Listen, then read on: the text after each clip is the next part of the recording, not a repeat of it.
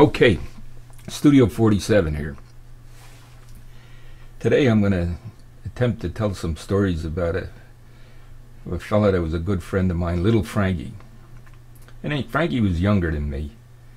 And he was the brother of a guy that went to high school with me, who went into business with me. And Frankie then actually worked for us and everything. We had the newspaper business, and we delivered a lot of papers, 4,000 on a Sunday morning. It wasn't small. But anyway, it starts with when he was a young guy, kid. I can remember we lived in Sayreville then, and they lived in Sayreville. And we just got I can remember when there was no TVs and all, but now I think we just got colored television. And color, man. And Frankie came over to watch a show, and it was a scary show. It's scary, a little scary, but a television show and all. And he went to go home. And I said to Doris, I'm going to scare him. And he went out the front, and I ran out the back right after he left. Took the pillowcase, the pillow out of a pillowcase, and I ran with the pillowcase. And I got in front of my mother's house. He had to come around in front of my mother's, and I went the back way, and I got in the shrubbery, and I had the pillowcase on, and I lifted my head up out of the bushes, and all I said was, "Yoo-hoo, yoo-hoo." He ran screaming out of sight, just screaming. But most of the stories about Frankie were with the hunting club. We belonged to this hunting club, and he got in the hunting club with me and all. And we would go to South Jersey for the week and all. 6 days is the hunting season, and the club rented a whole motel, an older motel, and so you had a couple of guys in a room. Each room you had a motel room, and Frankie was my compadre. He stayed with me, and some of the stories there. So I'm setting the scene at that. A lot of times we're at the room, at the hotel room, motel room. One time we went for the 6 days, and Frankie took 12 sets of underwear tops and no bottoms. Doubled up on the tops, no bottoms. He wore the bottom that he had till Thursday. And then he was showering, he rolled it up and he threw it out, and he says, "That's it for them. I'll go bare ass before I put them back on." Which was kind of funny. Somebody said to me, "Why didn't you rinse them out?" We never even thought of things like that. Rinse them out. But jeez, I forgot to put the light on. 1 second.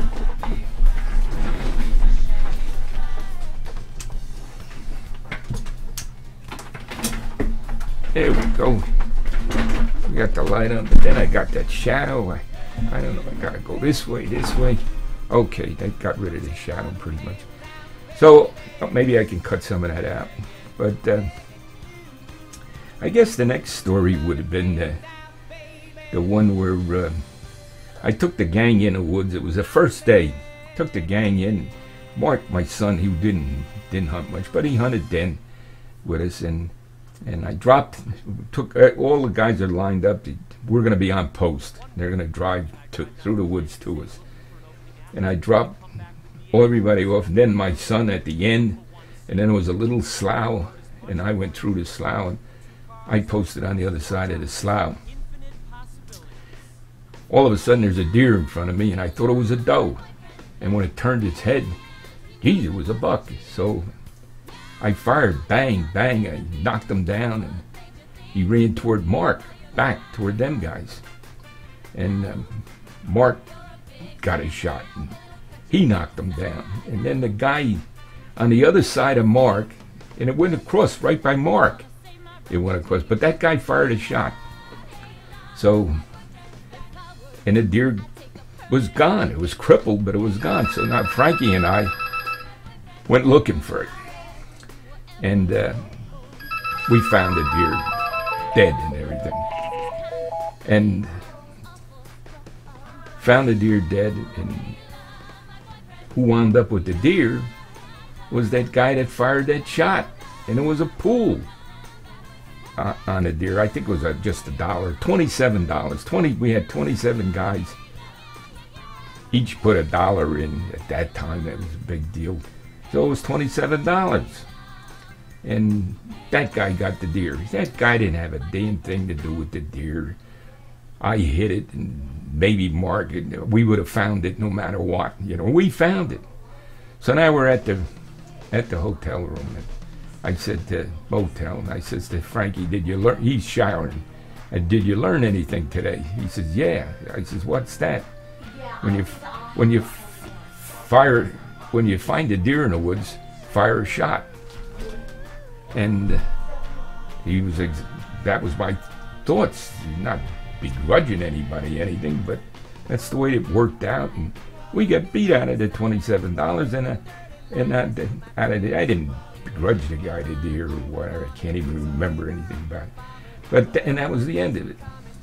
So now Frankie put that in his noggin, and it took about 6-7 years, and finally it happened. We were on a drive, and Frankie wasn't next to me on a drive. He was 1 or 2 guys over and all. And the posters way up ahead of us, they fired, shot. And I guess they crippled the deer. They don't know, they crippled it. But it didn't drop right there. It came back in toward us and fell over dead now. The deer's dead on the ground. And who comes upon the deer? Frankie. And here's what I heard from where I was. He says he's seen the deer. There it is. He walked over, felt it. It was warm, and well, he looked around. Nobody around. And all he says, "Look, here I go into my act." And here's what I heard. "Here he comes. Here he comes. Boom, boom, boom. I got him. I got him." When I heard this, "Here he comes," it was fluky, something fluky to me. Whenever something happened in the woods with a rabbit or something, when you seen him and it ran, you hollered, "There he goes, there he goes." I never heard anybody holler, "Here he comes," never.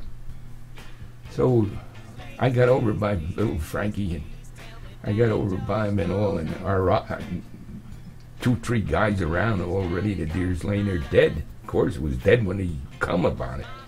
And our eyes met, and he nodded his head, and I says, "Oh my God, he found that thing." And then when we gutted it and everything, we're going and taking it out, and I got close to him. I says, "You better get your story straight and stick to it."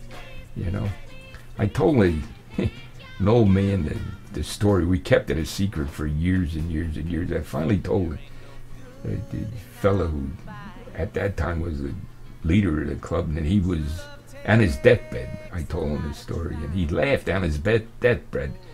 He bust out laughing about that.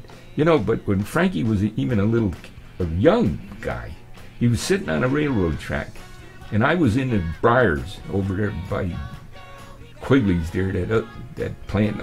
We used to rabbit hunt over there, and a lot of briars and all. Now Frankie was on a railroad track.